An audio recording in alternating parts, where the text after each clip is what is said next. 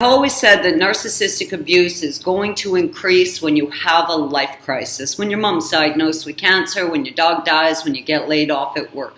When something happens that destabilizes your life, in addition to the fact that you're already living on eggshells and being abused, but when something extraordinary outside of the narcissistic abuse happens, the narcissists go into hyper overdrive to try and hurt you. And at this point, of course, they see you as being more vulnerable, and this is a real opportunity for them to lay some dirty work on you.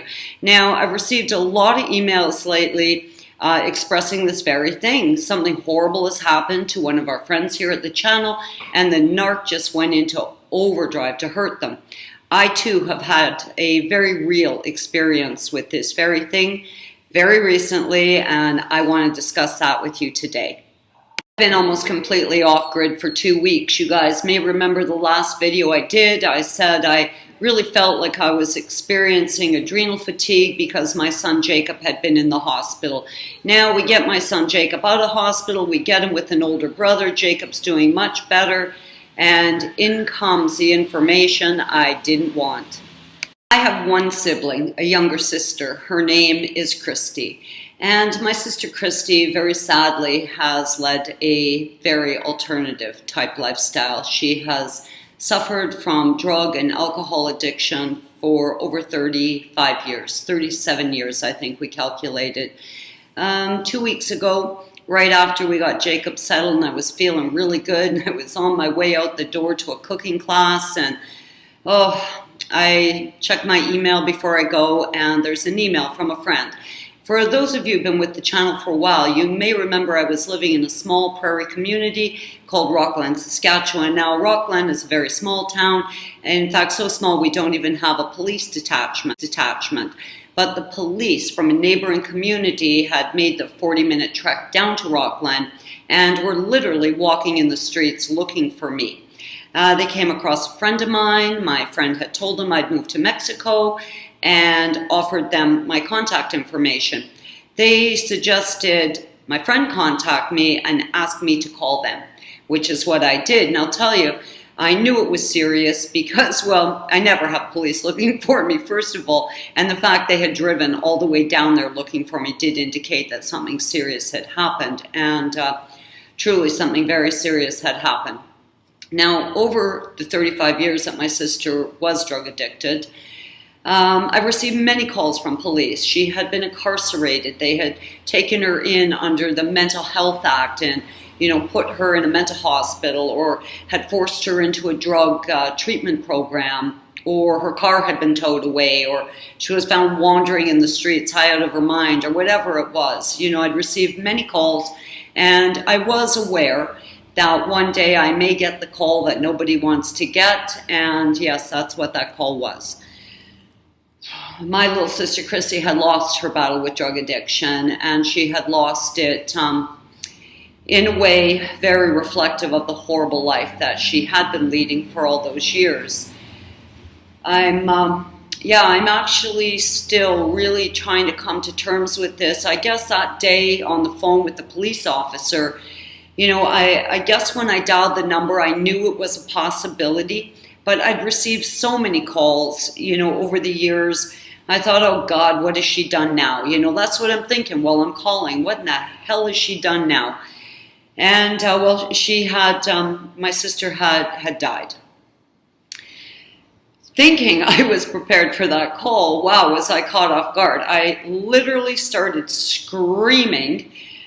I was literally screaming like I was on fire. The room was spinning. I dropped to the floor. I hung up on the police. I didn't want to hear any more of it.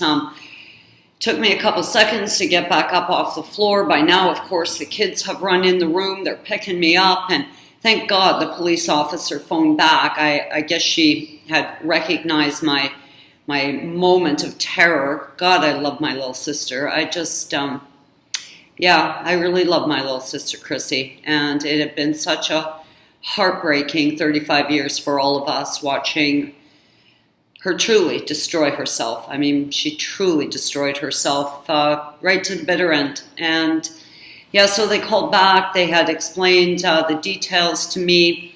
of course, then I had to notify friends and family, and of course I had to call my mother. Now, what the police had said to me, once I kind of calmed down and I was making some sense of it a bit, like, she's dead, now I need to do something. I was in shock, but I knew I had to do something. What the police had said to me was, your sister is gone, which then caused me to say, gone where? What do you mean my sister's gone? And then they said, well, Kim, your sister's passed away.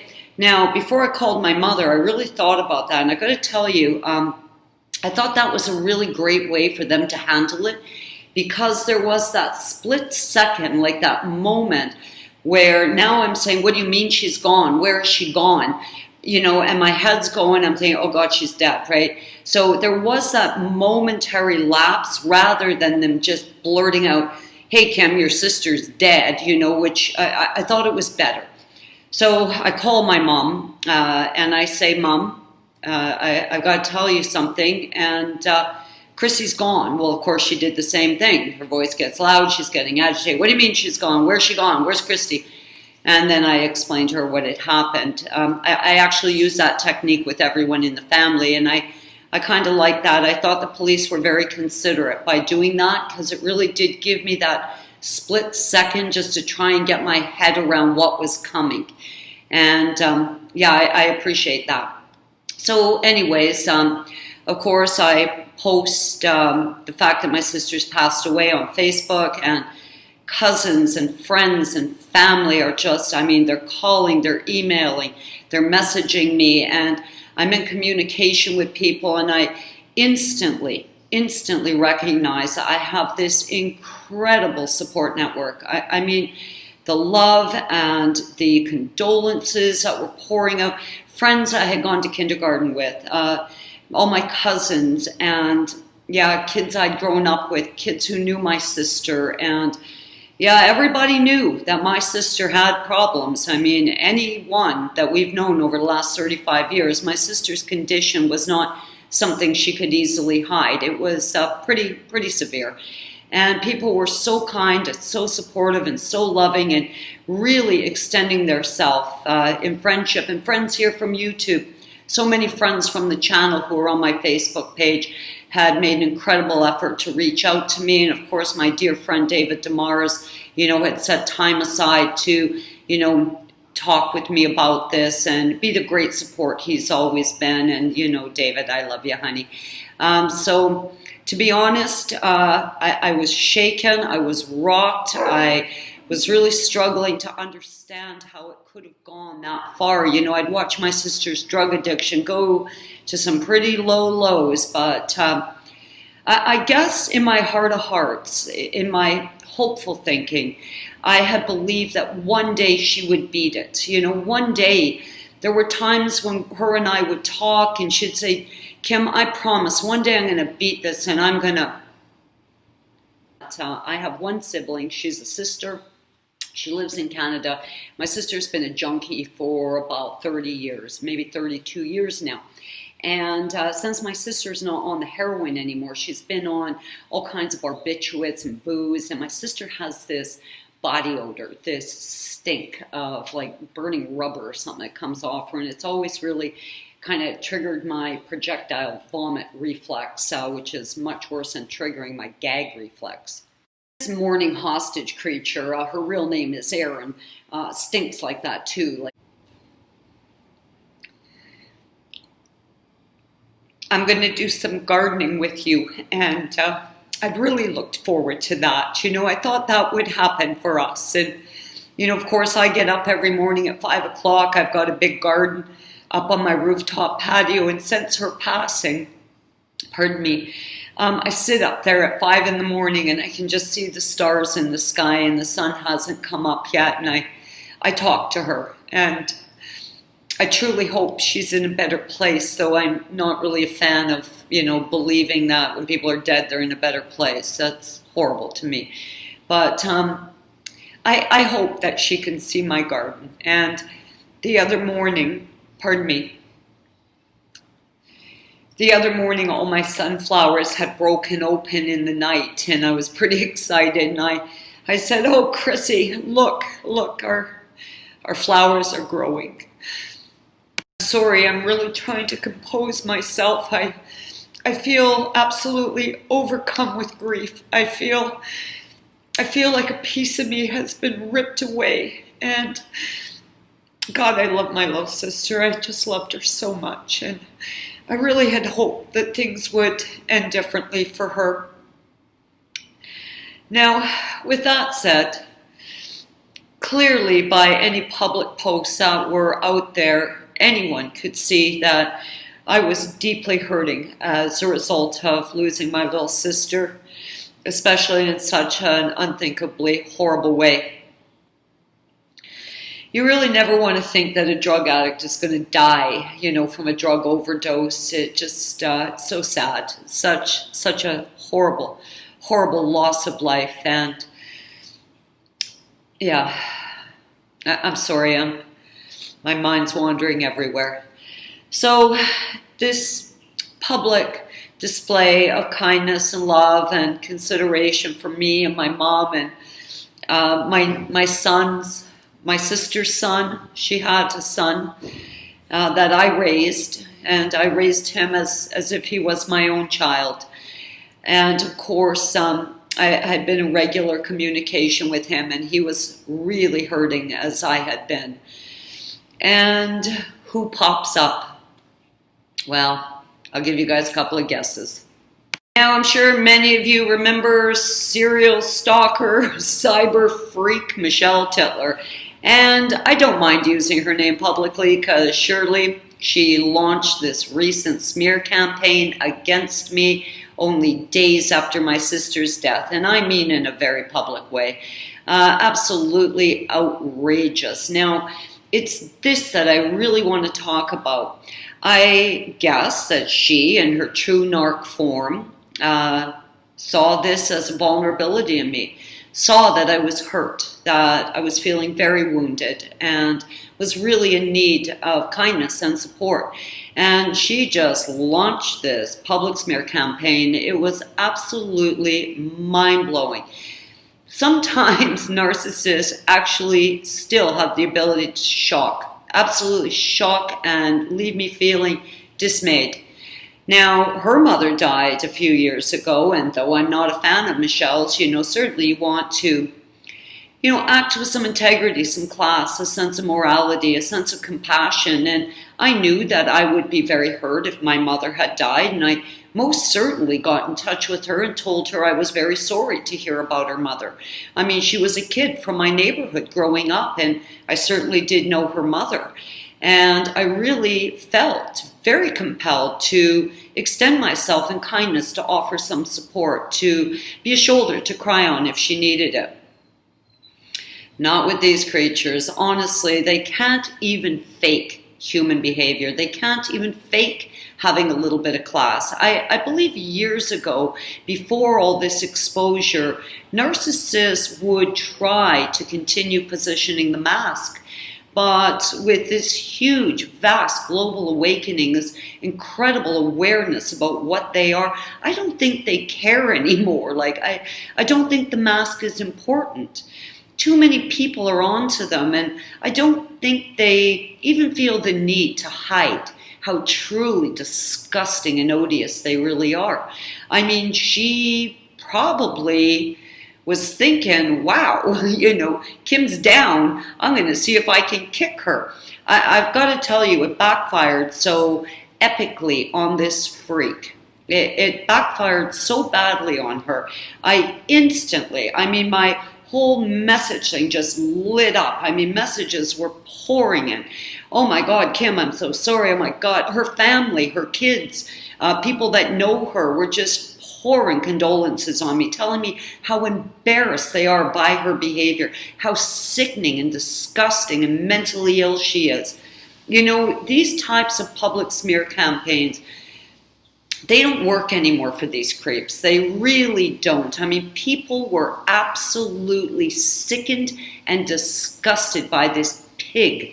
It was unbelievable. You know, I get notice, someone sent me a notice that she had launched a smear campaign, and within seconds of receiving it, I hadn't even read it all, and it just lit up. I mean, one message after the other. People, oh my God, Kim, oh my God, I'm so embarrassed. What's wrong with her? She's so sick. I mean, so if you are in a situation today where you are down, and you are feeling very vulnerable, and you really do need some support and a bit of comforting, a little TLC, and a narc does launch a public smear campaign against you, I'm telling you, they just don't hold water anymore. I mean, she has lost all credibility. She is a cyber clown.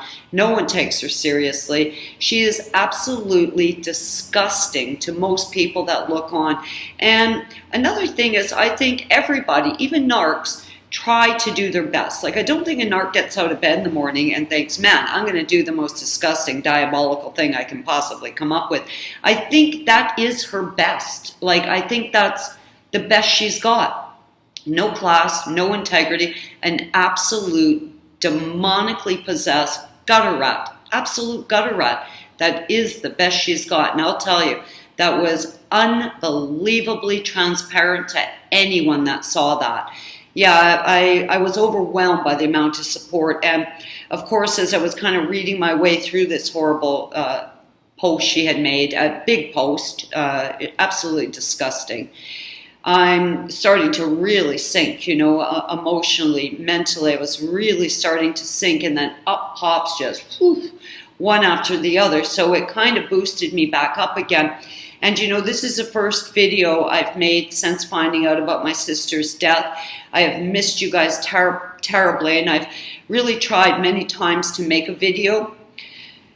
But I just was really feeling like I had such sadness. I didn't want to spread that on you guys, but I woke up this morning and I thought, you know what? I need you guys now. I really do.